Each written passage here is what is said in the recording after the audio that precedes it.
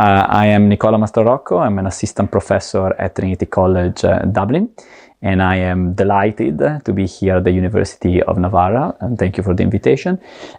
So the paper that I presented is titled Who Watches the Watchman? The behavior of local news, the impact of local news on police force in the United States of America. It's a joint project with a co-author and friend, Arianna Ornaghi. What we do in the paper is to try to understand what are the forces that affect the incentive structure of police agencies, and we focus on the cases of the United States. In particular, we look at local municipal police departments. And the idea is local law enforcement is important. We know that everywhere, and certainly is a major function of local municipal governments in the US. And yet we don't know really what shapes the behavior of this agency. The hypothesis that we put forward in this paper is that local media might have a role to play in this respect. And so what we do, we exploit a drastic shock in the local news environment in the United States of America, which is induced by acquisition by a big media conglomerate called Sinclair. Sinclair is buying TV stations at different points in times in different places in the United States of America. This is giving us the variation that we use empirically, because we're going to compare places with and without the acquisition of Sinclair before and after. And on top of that, we basically interact this variation with a measure of how much a municipality is exposed to news in the very first place at baseline.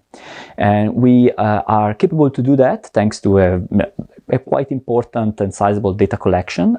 We gather data for 300,000 local TV transcripts, and we have roughly 8.5 million stories. And we use machine learning techniques and text analysis approaches to measure crime-related stories in these transcripts. Why crime? Number one, because crime is one of the most important topics covered by this news, and two, because crime is inevitably intertwined with police behavior.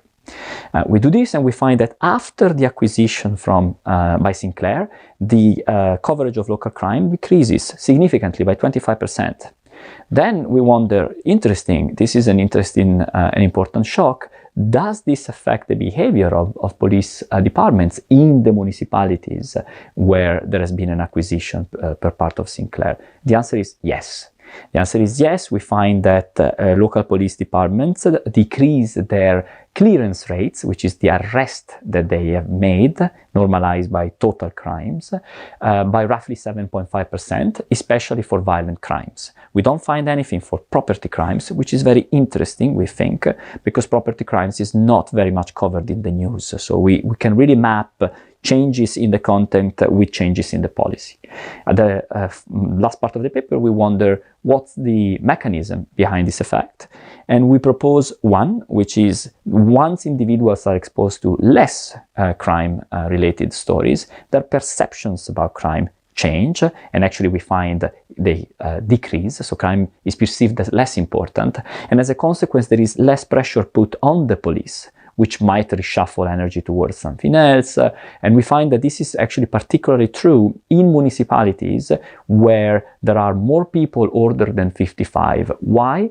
Because we know that people older than 55, at least in the US, they watch 50% more television than younger people, and they are so they're more exposed, and also they participate more to the political life. And so this interesting heterogeneity is basically helping us in understanding that really this political pressure mechanism might play a role. Of course, there are other possible mechanisms. We discussed them in the paper. And the overall conclusion of our research is that really ownership seems to matter quite a lot for content. And, importantly, police forces are not immune to the role of external civil society and an important protagonist of civil society, such as the media.